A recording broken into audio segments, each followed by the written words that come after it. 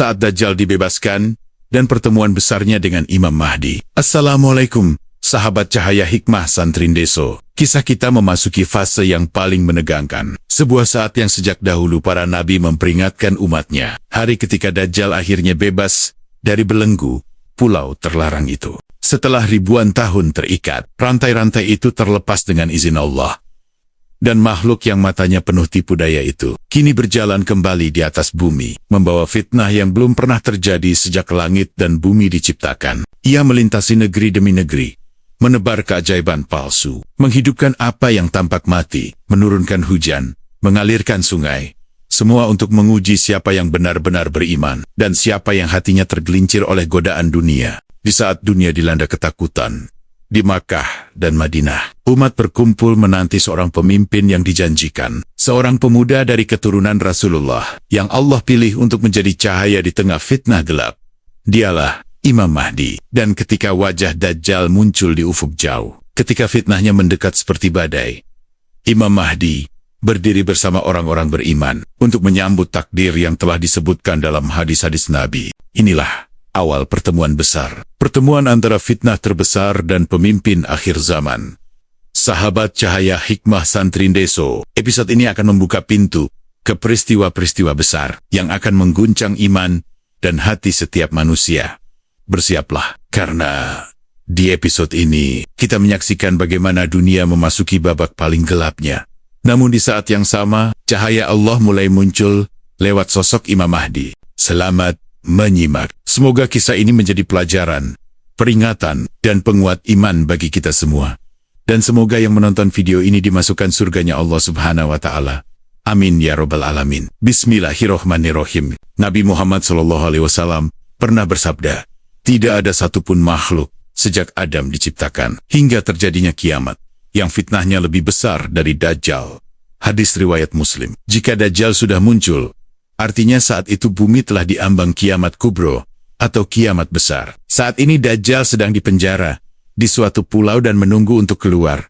Tahu nggak apa yang ditunggu Dajjal ini? Dajjal ini menunggu bumi kita ini akan terjadi musim kemarau parah selama 3 tahun. Ini bukanlah musim kemarau seperti sekarang ini. Saat itu adalah masa yang sangat sulit.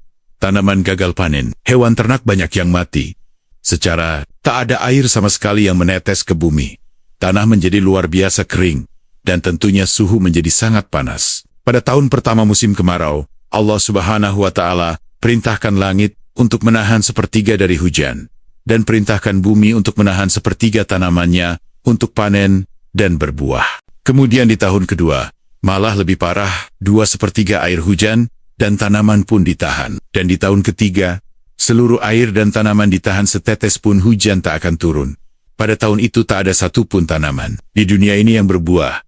Pastinya ketika itu populasi hewan ternak akan menipis, bahkan mungkin akan habis. Pada saat itulah manusia akan betul-betul merasa kelaparan dan kesusahan yang teramat sangat. Kemudian pada saat itu pula rantai setinggi 40 meter yang mengikat Dajjal akan terlepas. Lalu Dajjal akan keluar di suatu tempat yang bernama Isfahan. Kalau kita lihat di peta modern sekarang, tempat itu berada di negara Iran.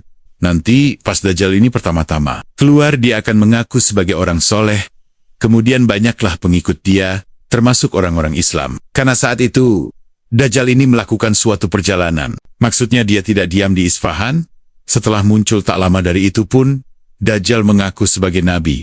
Dan pada saat dia mengaku nabi, maka orang-orang Islam banyak yang meninggalkannya. Setelah perjalanan Dajjal sampai ke sebuah daerah yang bernama Kalah, yang berada di wilayah antara Irak dan Syam, barulah saat itu dia mengaku sebagai Tuhan pemilik surga dan neraka. Ada setidaknya 7 golongan yang ikut Dajjal pada saat itu, yaitu orang-orang Yahudi, pelaku bid'ah, setan dari bangsa jin, kaum Khawarij, atau kelompok yang mudah mengkafirkan orang lain.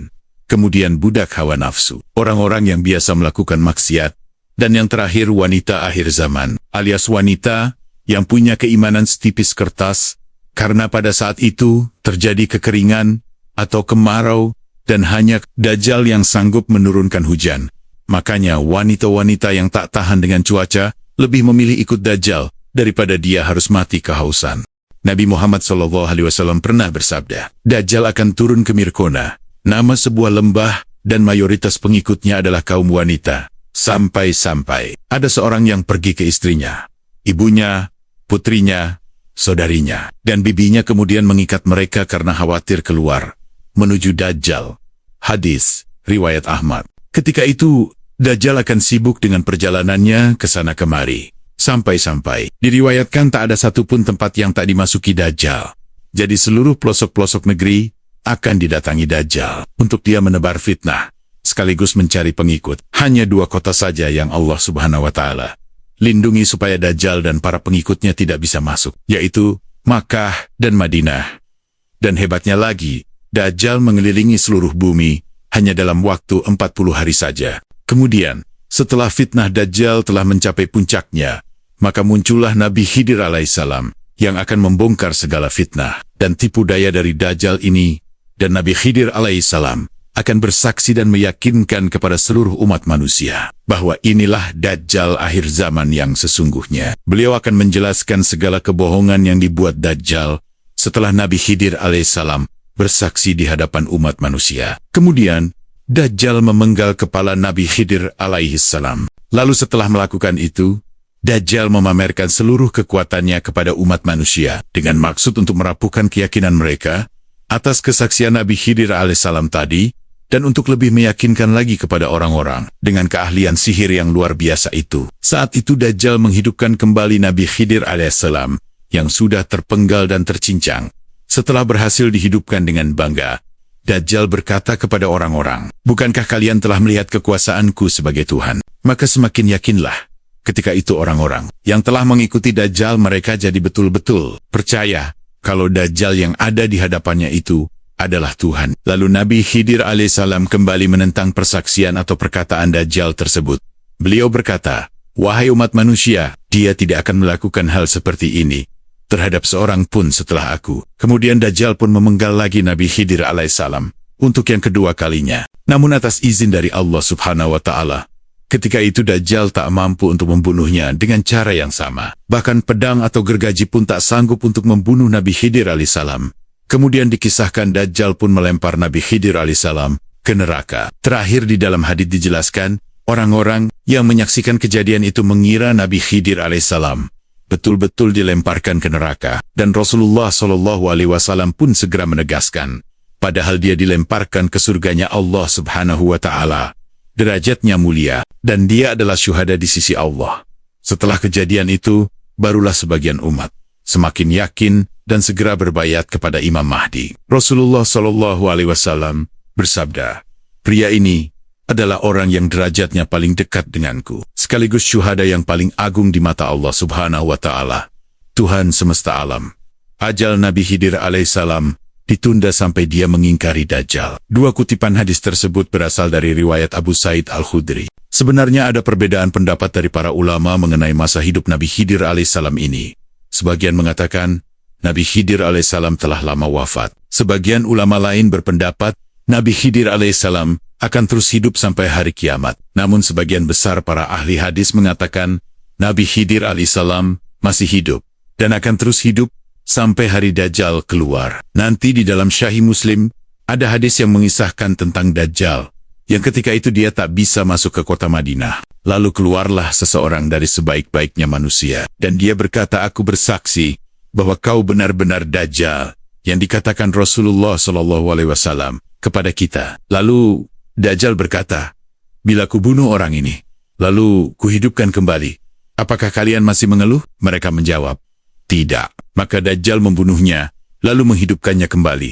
Lalu berkatalah laki-laki yang dibunuh itu, "Aku semakin yakin bahwa kaulah Dajjal."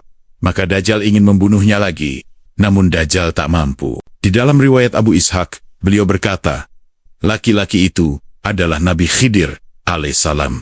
Hadis riwayat Muslim. Kemudian ada riwayat dari Imam Nawawi yang menjelaskan, jumhur ulama mengatakan bahwa dia masih hidup, sebagaimana dijelaskan dalam hadis.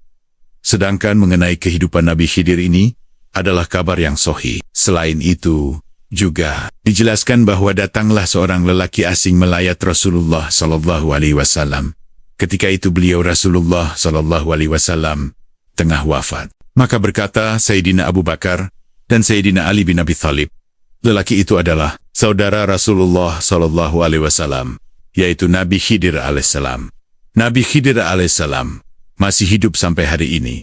Timbul sebuah pertanyaan, apakah Nabi Khidir alaihissalam menikah dan punya keturunan? Jawabannya adalah, tak ada satupun riwayat yang mengatakan bahwasannya Nabi Khidir alaihissalam menikah dan punya anak.